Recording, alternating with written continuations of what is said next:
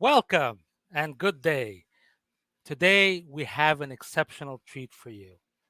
We have a panel discussion on coaching and mentoring. It's season 10 of Leaders Edge.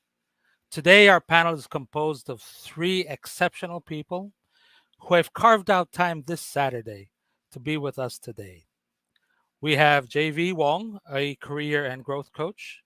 We have Nel Cacnio, an executive coach, and we have Vivian Cruz, an organization and executive coach. So let's welcome them into the studio. Hi, Paul. Hi, Hey, Paul. hello everyone. Glad to Hi, see all of you. everyone. How are Hi, you good today? afternoon. Likewise.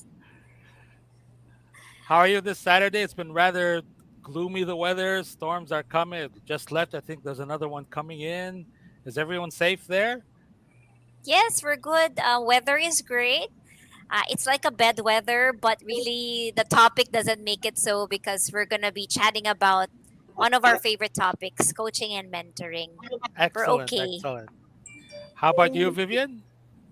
Yeah, doing good. So it's a little bit gloomy, but I hope it doesn't rain anymore. And it's not about us, but it's also about our other, our other countrymen. Because I understand a lot of people in the north are still suffering from Yes. the past calamities. I hope everyone is safe and sound. So good afternoon, Paul, JV, and Nell. Nell, how Good about afternoon you? to Hey, good afternoon, Paul. Good afternoon, everyone. JB, Vivian, good afternoon. So all is well from my end. So I'm very thankful that we've been spared. I know there are some who were impacted by the previous typhoon Hardik, but for us, we're very thankful that, um, we've been spared from its effects, right? So, and I'm very excited for our today's session already. Excellent, excellent. So let's continue with you, Nell. Why don't you give us a brief introduction about yourself? Maybe a couple lines? Sure. So currently, I'm an executive coach, leadership coach, and management consultant. So I've been doing this for the past 4 years. Prior to that, I've had more than 20 years of experience in the corporate world, working mostly on multinationals, assuming a various of leadership and senior management roles, um, spanning, country management, delivery management. And one of the trivia I always give people is, I've actually was able to live and stay at 5 continents already during my work stint. So, yep. So I think that's all about me. That's fascinating. Let's go over to Vivian.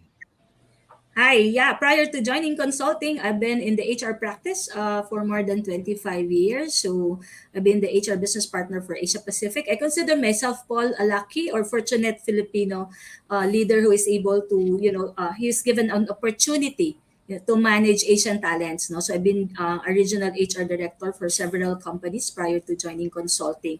So I've been an executive and organization coach since 2018. So that's where I get certified 2017. No, but I started practicing it 2018 and until now. So that's how I'm doing. And also engaged with Speakers Bureau as part of their roster of coaches and facilitators as well. Okay, so I think that's all from me. And thank you.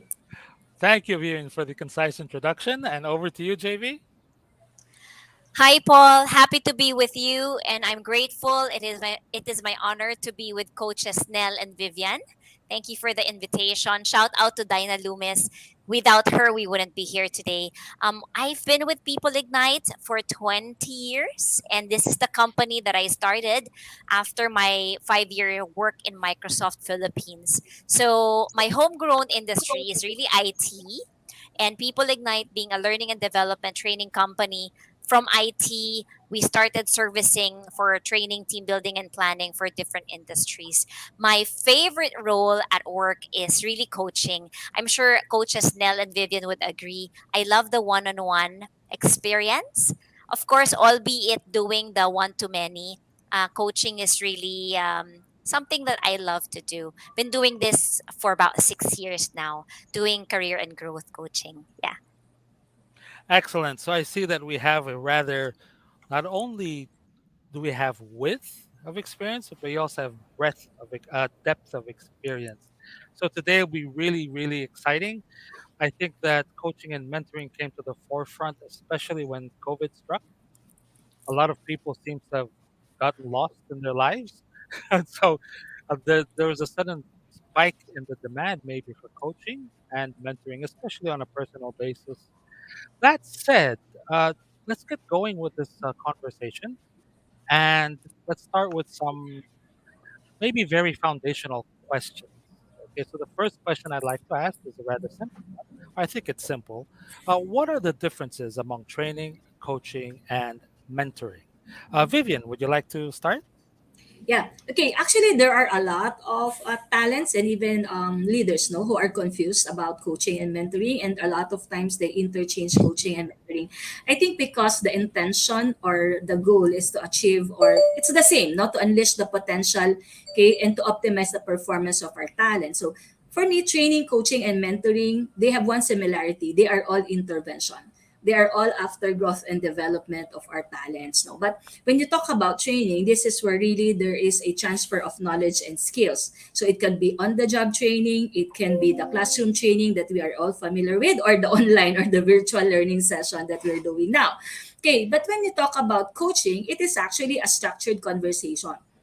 So in coaching, the role of the coach as is to ask questions and to actively listen to our coachee or to the coaching counterpart. Okay, so through that, okay, the experience is set with the coachee or the coaching counterpart, because what we would like to drive in is for them to be able to draw from previous experiences, insights, now what they have done, and so that they can bring it on the table, and then they can move forward in terms of understanding what would be the best option to take. So which is why when you talk about coaching, okay, it's more for experienced personnel or more for experienced talent that we have in the organization. Okay, but when you talk about mentoring, it goes beyond the conversation. It's actually a relationship that exists between a more seasoned and a less experienced talent within the organization. But that talent, as the mentor foresee, is someone who has a lot of potential. Okay, the person can do more. It's just a matter of igniting or accelerating the development. And that's where mentoring comes in. So mentoring, it's about connecting. So connecting them to the right mentors if you're not familiar with the topic to be discussed. Okay, it could also be sponsoring them or exposing them into projects, undertakings, so that their learning would enhance. And it could also be you sharing your experiences and insights to the protege or to the mentee. So the difference is that when you mentor, when you are the one sharing, so the experience is with the mentor. You are the one sharing to your mentee how you've done it in the past and how are you going to tweak it or to change it if there will be an opportunity. So, but at the end of the day, for me, these are all good intervention. These are all tools that can help our talent grow and develop further, no, in terms of their professional and personal career. Thank you, Vivian. That was enlightening in many ways. Maybe Nell can add some more. Yeah, I guess just to add with what Vivian has already mentioned, I think one of the differentiating factors between these three is the way in terms of how they're delivered. Normally, for training and mentoring, they share the same, that it's more of a direct approach, meaning there's a lot of instructing, telling to those who are participants of it, right? Whether that's training participants or mentees. Coaching, on the other hand, is more non-directive in a sense that, it focuses a lot on powerful questioning by the coach that elicits a lot of self-reflection, self-discovery, that causes heightened self-awareness on the part of the coachee, thus unleashing a lot of different commitments that causes, changes and transformation improvement on the side of the coachee. Now, in terms of difference between training and mentoring, even if they're both on the directive in terms of approach, mentoring actually is based on a one-on-one relationship usually. So whilst in training, normally the group is normally in a cohort, or there will be a lot of people. Mm. And in terms of learning objectives for training, there is a defined one. So basically, it's not catered to it's catered to the subject matter being taught. Whilst for mentoring, the objective or goal is basically something that is tailor fitted for the mentee, him or herself. So and also in terms of how it's being delivered, because of the personalized and individualized nature of coaching and mentoring, there's a lot of dependence on the relationship. For coaching and mentoring to really work, there needs to be a certain level of trust and rapport between the coachee, mentor, and mentee for it to be very effective. Whilst on the other hand, if we talk about training, it's normally a one-off event that happens, whether that's hours, days, at most maybe it happens in weeks, right? So it's really impersonal in a sense. It's more of like a teacher student type of relationship Mm. when you talk about training. And also the other stuff is in terms of progression. When we talk about competency, there are three aspects to it, right? You have the knowledge, which is basically the conceptual aspects of it. You have the skills, which is the practical application, and you have the behavior or the attitude. So basically, that's the cutting across the knowing, doing, and being. When we talk about training, it basically covers the knowledge aspects to it. So it provides a foundational knowledge or concepts about the subject or competency that's being discussed. For mentoring, on the other hand, since it's being provided by a mentor who has a wealth of experience on it. So there's that added component of practical application. Sometimes the challenge with training is people would go out of the training and then they forget already the Mm. knowledge that they learned. They say that, in terms of research, right, 50% of what we heard, we forget in an hour. 70% we forget in 24 hours, and 90% we forget already after a week. If it's not translated into actionable items, we forget what we basically learn. And that's where mentoring comes in because of the wealth of experience. The ment is able to apply whatever he or she learned from trainings that they've been doing. Now, move it a level further when it comes to coaching. Coaching is one of the most powerful tools because it's transformative. Not only does it touches knowing, also the application or the doing, but it also touches on the mindsets, beliefs, and all. That's part of the being. So it has the potential to actually transform the person, him or herself, right? So I think in a nutshell, those are the things that I could add up in terms of some similarities and difference between training, coaching, and mentoring. Excellent addition, Nell. Maybe JV has some more to contribute. Well, how extensively explained by two coaches, we can literally move to the next question. but But just to add a little bit of value of what my co-coaches shared, let me cite it from a personal experience because they wonderfully laid down the fundamentals of the differences of these three. Like what I said, People Ignite is a training organization. So, in terms of my exposure, training more than coaching and mentoring had been my first learning experiences. So, training for me is for corporate teachers. We have teachers in school, they have an agenda, they have everything laid out with blackboards and chalks and projectors, right? But that was an academic setup. Bringing that to life in the professional workplace, I call us corporate trainers. We are workshop driven, we go by micro groups. In virtual setup, we would have breakout rooms. So, training literally is really among a small group of people. It could be 5, it could be 10, 20. The biggest training class I've handled is in a few hundreds. And so I had a lot of small group discussions. Now, coaching personally for me, I agree with Coach Nell, is very transformative because this is one on one, heart to heart, mind to mind kind of experience. And this is driven by powerful questions. And as coaches, we have to know what kind of meaningful questions we will ask. On the other hand, in the last stretch here, I'm able to mentor my people whenever I tell, direct, recommend, and even suggest. And so I kind of know already the hat I wear. If I am asking questions, I know I'm a coach. But if I'm telling, suggesting, and proposing, I know I'm a mentor. So there goes my personal experience on Okay, the three. thank you. Thank you, JV, for including a personal experience. It Yes. oftentimes makes it a lot easier to comprehend, maybe, or understand. And for me, just to make sure I'm on the right track, okay, I'd like to use an analogy. Let's say I'm looking at a tennis player, okay. Uh, I would, if her backhand is horrible, I'd call the trainer. Fix the backhand. If I need to elevate her game, I'll call a coach. If I need to help her understand why she's playing tennis in the first place and what will she do after 40 when she retires, then I look for a mentor. Did I get that right? Definitely, Paul. Yeah, you got it right. So that's how to provide a very good analogy of training, coaching, and mentoring.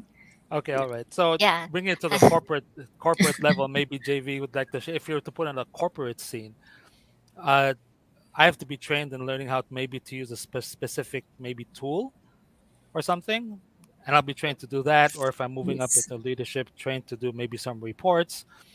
Then I'll have a coach who's usually my boss, and he's kicking me in the head or hitting me on the head with the KPIs and everything. Okay, and the mentor might be somebody more senior who I can go crying to. Oh, I don't like what Nell told me this morning. I feel bad. I could talk to my mentor, okay, especially if Nell's my coach. Okay,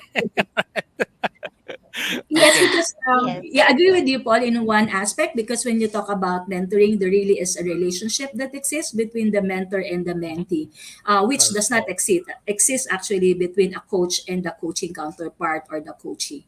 So yes, when you do mentoring, the mentor act as your go-to person. Okay, while in terms of coaching, there's a little bit, you cannot be so attached or so attached with your coaching counterpart. So yeah. okay, Yeah. excellent, excellent. And Okay, maybe I Nell, just yes, have something. I just have something on that one in terms of the relationship because again, I think that's the differentiating factor between coaching, mentoring, and training, right? Because I think for coaching to really work, for someone to be, of course, there are varying degrees of effectiveness in terms of coaching, right?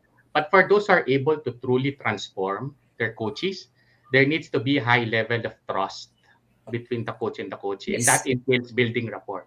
That's why, as a coach, one of the first things that you need to do is basically a discovery phase wherein you get to know the, because there needs to be a match between the two, right? Because if not, then the relationship will not work. And I can tell you in my experience, I've had a lot of coaches who have shared very, very, very personal things to me. Personal things that they would not share even to their wife, significant others. yes, And they are also sharing with me certain things that are happening in the office that they would not even dare share with their bosses or even with their colleagues. That's the level of trust that as a coach you need to have because again, there's no level of authority or no connection, right? It's really out. But the thing is like that's why one of the things that you become part of it being a coach is sometimes you become a sounding board and they would be sharing with you everything because they have to be very vulnerable to you. Yes. That's when transformation happens because the more vulnerable a coach becomes to the coach, the more transformation that can happen. They're able to share things that they're not able to share with people in the office. That's why I think Mm. coaching is very transformative on that aspect. And for someone to open their heart out to someone else, then there needs to be a certain level of relationship for that to happen. Because if not, if you don't trust anyone, chances are you won't be sharing some of the really personal stuff, right? That right. you would not be sharing with people, especially your family or even your colleagues, right? So I mean, I just wanted to share my experience on Oh, that. no, that was very valuable. It was okay, especially the trust aspect. That the levels of trust you can say, Yes. okay, that are required. And yes, Yeah. admittedly, I mean, when you start talking about really deep personal things, there's a certain level of trust that's required at that point. Thank you. That was excellent, Nell. So let's continue with some of the questions. Let's try. We've kind of explored the differences. Okay. Now, the next question is coaching or mentoring scalable in big organizations? Can it be fast tracked yet be effective? Who would like to start? JV, let's start with you.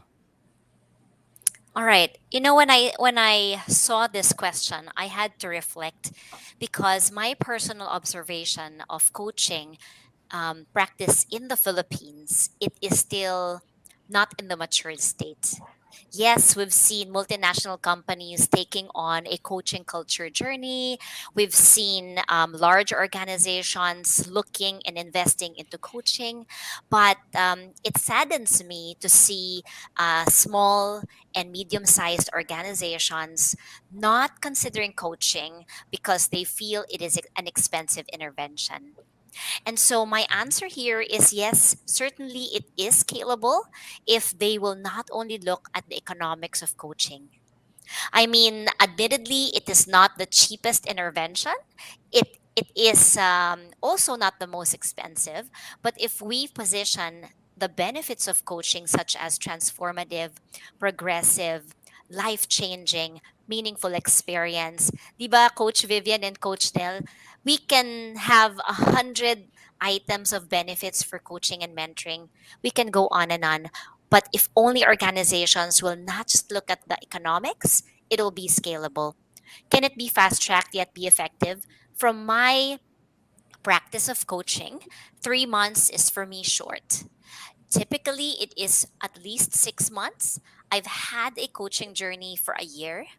And then we just look at every now and then the goal set, but I'm sure coaches Nell and Vivian would agree that there had been moments wherein the coachee will say, "Can we not talk about the goals? I just have to cry over this stressful experience today with my boss. Can we just not talk about our goals?" Yeah, go ahead. This is your time, this is your agenda. And so for me, be faster, be last. I'm not a fan of speed without purpose. So I just want not too fast, not too slow, but just right, based on the goal set by the coachee and the organization. Hmm. Yeah, go ahead, and probably I can pan to Coach Vivian to share her thoughts as well. All right. So please, Vivian, let's go ahead with you. Okay, is it scalable? I think the answer is yes. It's how we build our culture within the organization. I've been part of organizations wherein we have people or talents under what we call in development individual development plan, and part of the development plan is actually coaching and mentoring. So yes, it's possible. While I think the concept that we have in the Philippines is that when you talk about coaching, these are only for senior leaders. That's the common mindset that we have. And so I think the challenge for us is to be able to translate it down to the day-to-day operations of the business, so that when you talk about scalability, you can see it happening across all levels within the organization. Can it be fast track? I actually really am not sure if it can be fast track, because it really depends on how fast the coachee or the mentee, okay, would be able to accelerate their development. But one thing is for sure that it's a tool that you use to accelerate the development. So, meaning if you would like to go through the normal progression of things, probably they would need around 3 to 5 years to be able to grow. Whereas if you're gonna subject them to coaching or mentoring, the 3 to 5 years may be like in a year or two. So I think if you look at it in that fast track or acceleration perspective, yes, it could be. And I also agree with what JB had said, that it really depends in terms of what the goal you would like to achieve. Okay, what are the goals that you set, and how it is progressing. So, but based on my experience, mentoring is a bit longer compared to coaching. So I cannot say the specific duration, but okay, that's my observation, managing talents in the past as well. Okay, Nell, you may want to add. Yep. So thanks, Vivian. So maybe I can share also my experience here. So and also my thoughts. So to the question, are coaching and mentoring scalable in big organizations? My answer is definitely yes. And I've experienced it both ends, being part of the organization that did it, and also as an executive um, coach and consultant, right, doing it for other companies. Can it be fast track yet be effective? I think it depends.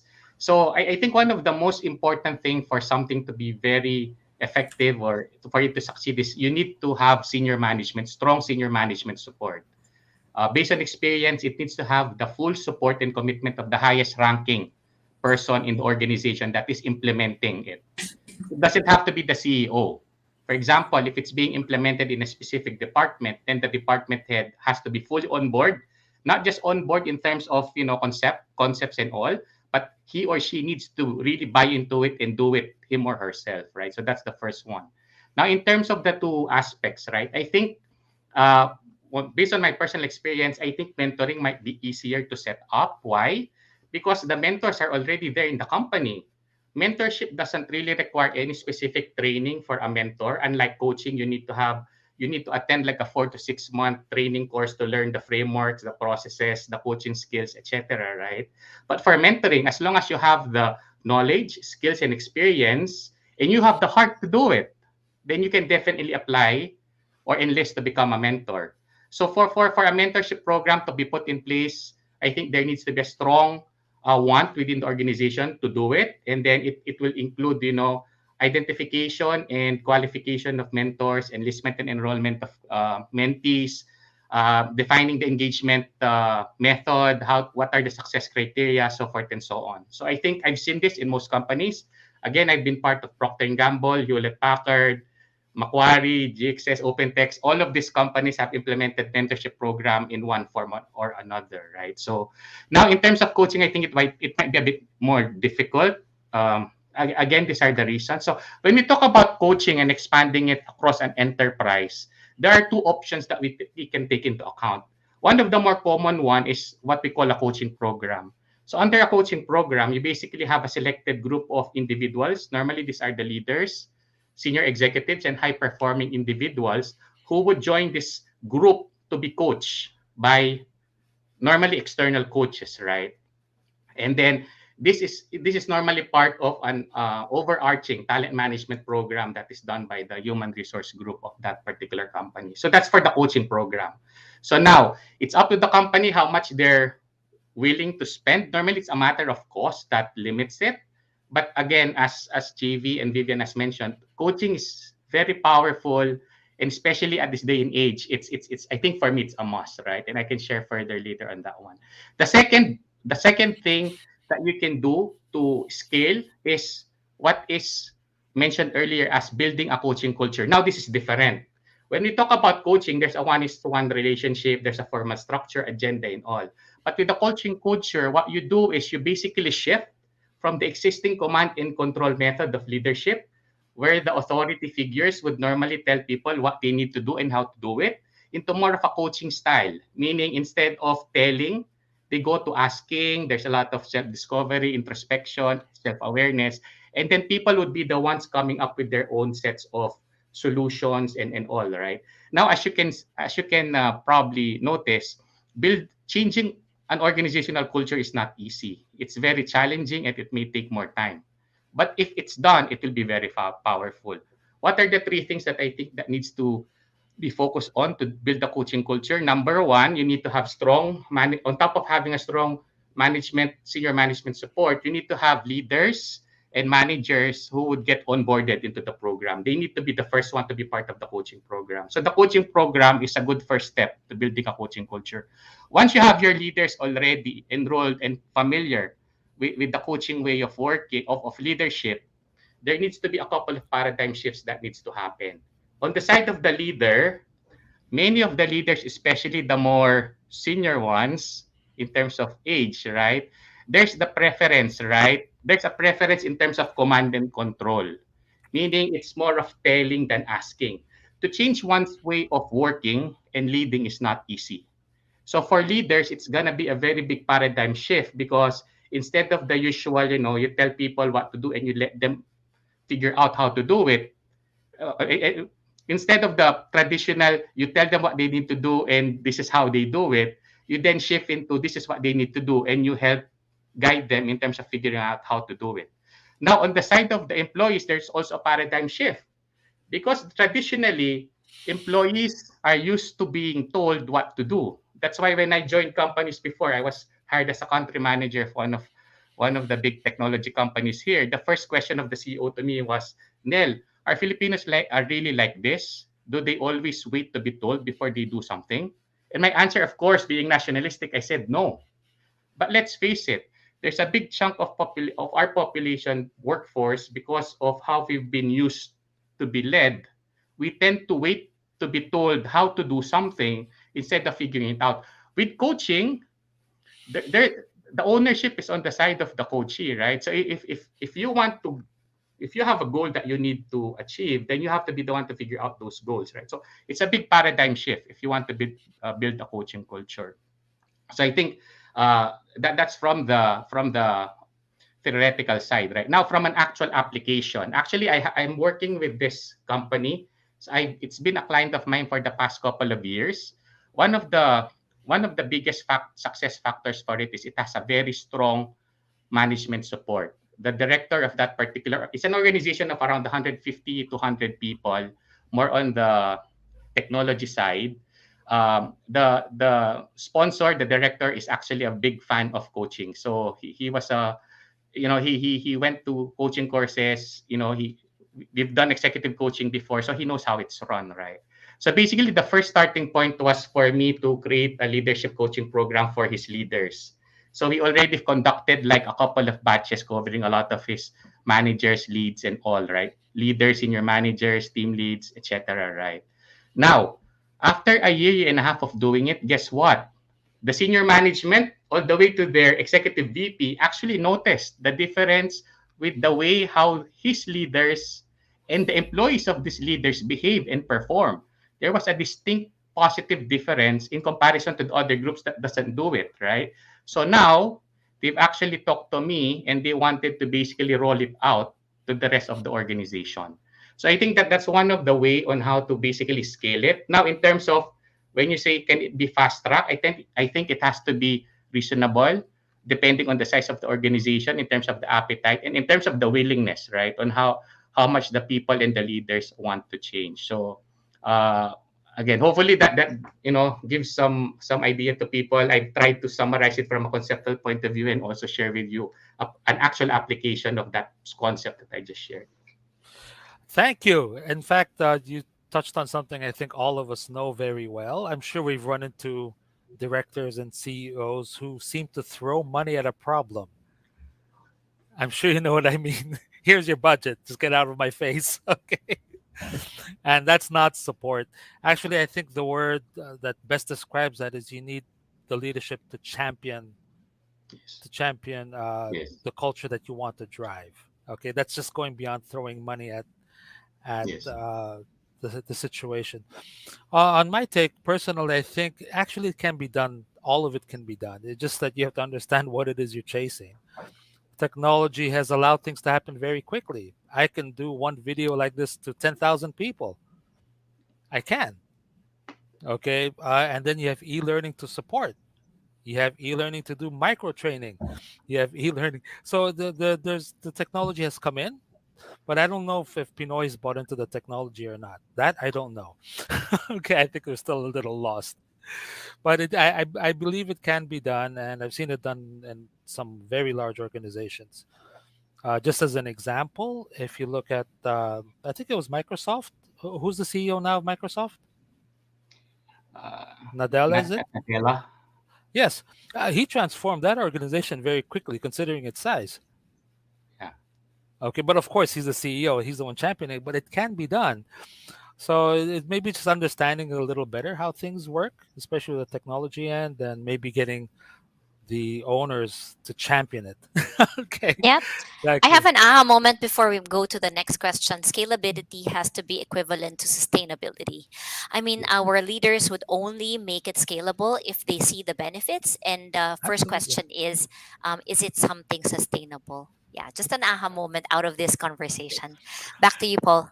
Just to build on it very quickly, if you're sitting in the room discussing what to do, and it said, "Okay, guys, we have 10 behaviors that you want to change," I say, "You're not going to change 10 behaviors. Talk about only two first." Okay, and then worry about those because two you can scale very quickly. Okay, figure out which two have the most impact and then work from there. Okay, eventually you'll get to the 10, but just think about two, don't think about 10. Okay, all right, but thank you. I think so much has happened. Okay, so much has transpired, and we're about halfway through the whole thing. So we'll just take a short break at this point in time. Okay, so cue to a break, maybe about 5 minutes. Is that okay? 5 minutes. So take your coffee, go to the bathroom, do what you have to do. Okay, we'll see you guys.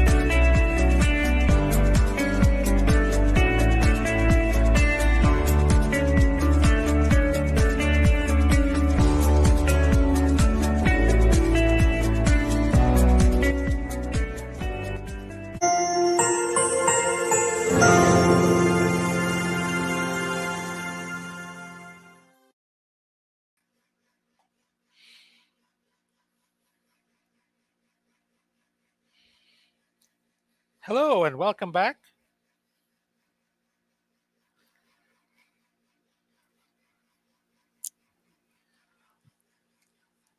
Hi, Welcome back, everyone. everybody. Hi, Paul, Nell, and Vivian. Welcome back. If you're like me, are you a coffee addict?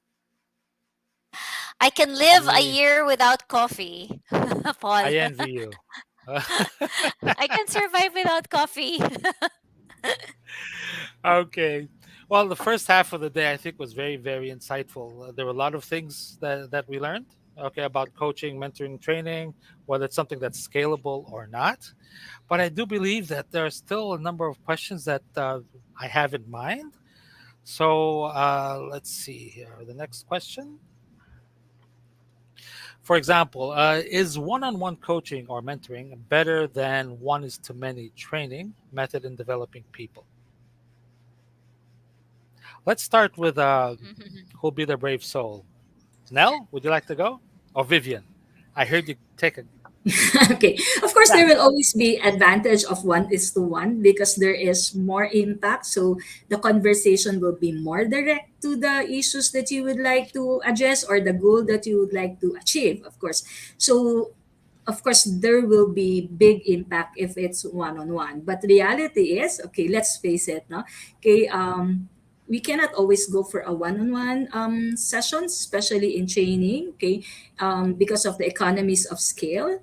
So which is why we also need to adapt or tailored fit in terms of what the organization is capable of extending to their people. So which is why I think we need to understand, or the first step I believe is to identify what kind of intervention will suit what type of people. Okay, because one size not fits all. I think Nell, JV will agree with me. We cannot apply coaching to everyone.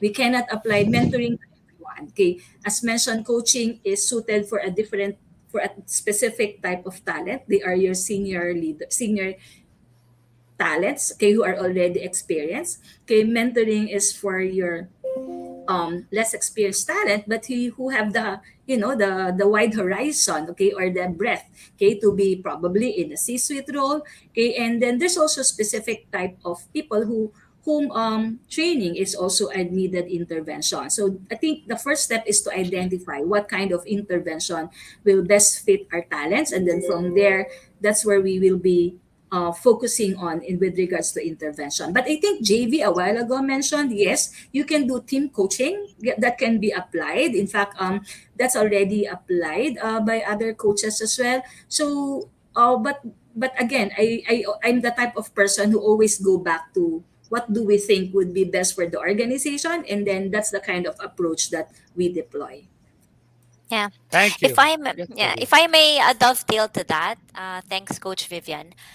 I like asking challenging questions to our clients who would ask me, JV, can you do team building for us? Example, team building being another intervention. And my question is, may I know why you thought about that? What makes you think that team building is the right intervention? And I would usually get this answer because we do it every year. We have this budget, we want everyone out, it's summer, it's outing time. And I would say, do you know that I'm not a fan of team building just because you want team building? And so this is a recent just a week ago, the client, a couple of weeks ago, the client decided, so it is not team building or training we need, huh? It is creative collaboration. It is one-on-one conversation. What do you think? So sometimes, because we love our customers, our clients, and we should have difficult conversations. I know in coaching, we try not to ask the question why.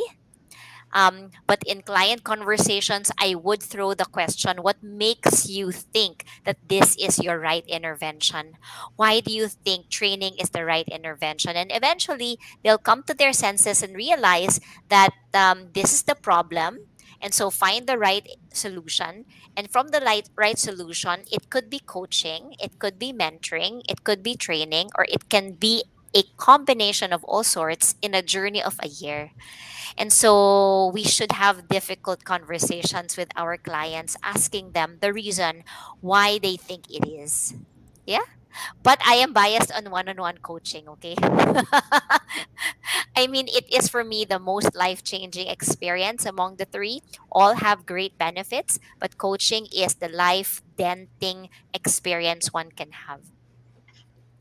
Absolutely. How about you, Nick? It seems like you want to say something. Yeah, no, I was actually listening to both Vivian and JV, and I fully agree with all of the things they've said, right? So I guess same from my end, I would say that it depends on the situation. For me, I think it's more of the timing for the person rather than splitting it by person or classifying it by people. So what do I mean when I say this? First of all, it's very important to know that when it comes to employee development, training, coaching, and mentoring all have a particular role. When we think about training, it's very good for building foundational knowledge and would be a better method for people who are new at the competencies being covered, right? Whether that's technical, learning a business process, a new technology, or a methodology like project management, or even if behavioral, right? first time they're doing a presentation on presentation skills, time management, or even emotional intelligence. So it's good at building that foundational knowledge. Again, its focus is transferring knowledge. In addition, it is also a faster way of jump-starting the skills building or ramping up the skills of a group of people. You cannot do that easily with one-on-one coaching and mentoring, right? Best examples of this would be onboarding. When you have new hires, they enter as cohort. You don't do it one-on-one, you do it as a group. And then also bootcamp trainings. For technology companies, bootcamp trainings are very popular, wherein they would spend like a couple of weeks, 3 weeks, then there would be like 30 people in a classroom doing all of that stuff, right? Building the foundational knowledge. Now, one-on-one coaching and mentoring would be better for enhancing, deepening, and maximizing the skills and competencies of people. So once you have that foundational knowledge and certain level of practical application, then that's where mentoring and coaching come into play. Because one of the hardest part is, you'll notice, if you're coaching someone who's relatively younger or new to the role, chances are there will be times wherein you will be asked to provide your mentoring opinions, right? So that normally happens, right? Because again, they're new to the job, they don't have experience, and that's why mentoring is and coaching is used to enhance, deepen, and hone, right, those skills and competencies, right? And also, given its personalized and focused approach, it the two, especially coaching, as JV mentioned, right? It's the best way to unlock one's fullest potential. So if you were to look at it, it's more of like the finishing touches, right? So for someone to be really great at what they do, then the coaching and the mentoring would really help that person, right, achieve whatever destination or goal they're aiming for. So yeah. Excellent, Nell. I think from the very beginning, we realized that training, coaching, and mentoring, they're all different. Okay, while admittedly sometimes they're used interchangeably, even in some organizations, they are different. And just like they are different, even one on one and one is to many training is different. And I think the value of one to many training, it's more of peer learning. It's not me teaching you. And peer learning is sometimes even more powerful than the coach himself. Why? Because they all learn happily together. It can even a behavioral issue. Okay, so I think it's more a matter of how you're using it and when to use it. That it's valuable. They're all valuable. It's just understanding better and how to use it. Uh, in terms of discovering problems, this is just a quick add-on to what JB was building. A lot of people come to me, Paul, I need problem solving and decision making. I said, okay, then answer me these couple questions. First, the person I need to train, he really doesn't know what to do? Or is he afraid to do it? Or does he think it's not his job? And most of the time, it's not the first one. Okay, so I think we got the wrong problem here. Okay, but anyway, Yeah. but I was hoping to ask more questions, but we're kind of running out of time. All right, and I don't want to keep you guys any longer because I know you made an extra effort to be here. You carved out literally some time from your Saturdays, and I really have to thank all of you for coming, spending time with us. Very, very insightful. Thank you, Nell, for all your contributions. JV, excellent insights, and Vivian, your your thoughts helped bring everything together. With that, please don't forget to click the bottom buttons, like, support, and learning is a never-ending journey with limitless vistas. Thank you, everybody. It was an absolute pleasure working with all of you. Thank you, everyone. Thanks, Paul. Thank Thank you, Paul. Bye. Nice meeting Bye. you. you. Thank you, Bye, everybody. everyone. Bye. Nice to Bye. see you, Nell, JV, and Paul. Thank you very much. Bye.